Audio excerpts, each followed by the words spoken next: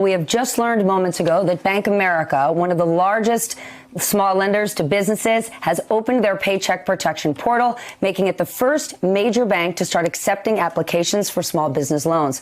They have over 1.6 million small business customers. But this morning, many other banks, large and small, are concerned that they are not prepared for the number of requests they are about to get. I want to bring in someone who fought hard to make sure this small business relief was part of Congress's $2 trillion relief package and is still fighting for small businesses in his home state of Florida. Republican Senator and Chairman of the Senate Committee on Small Business, Senator Marco Rubio. He joins me now. Senator, why was this so important to you? Thank you for having me. You know, I don't think I need to convince anyone, and I certainly didn't in Congress, that small business is so important for our economy. It represents like 90% of our firms, over half our jobs, and we all know someone in this sector. So it really wasn't a heavy lift. It was a lot of work to put it all together, given the climate and the time constraints. And it was important because, again, over half the people in this country work somewhere. In fact, when you look at the people we cover in this, independent contractors, 1099, people in the gig economy, and the C3 not-for-profit sector, way over half the people in this country work for one of the eligible entities here, one of the eligible businesses or not-for-profits that are eligible for this. So, yeah, anything that covers half the employees in this country is a big deal. Well, let's talk about who's eligible, because the $350 billion is first come, first serve. And the original language for this bill said anyone applying needs to show that they've had a 50% loss in revenue right now compared to what they had last year. So that absolutely applies to all the kind of businesses you're talking about: construction, hair salons, restaurants.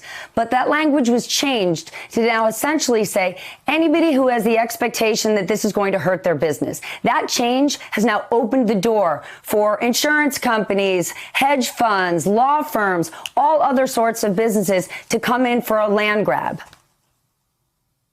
Yeah, so the language changed. I'll tell you why. When we wrote that originally, it was a different time. When we started this project, it was like $50 billion. And as that week went on, more and more closures, we started to realize that virtually no business in America would be not unimpacted by it.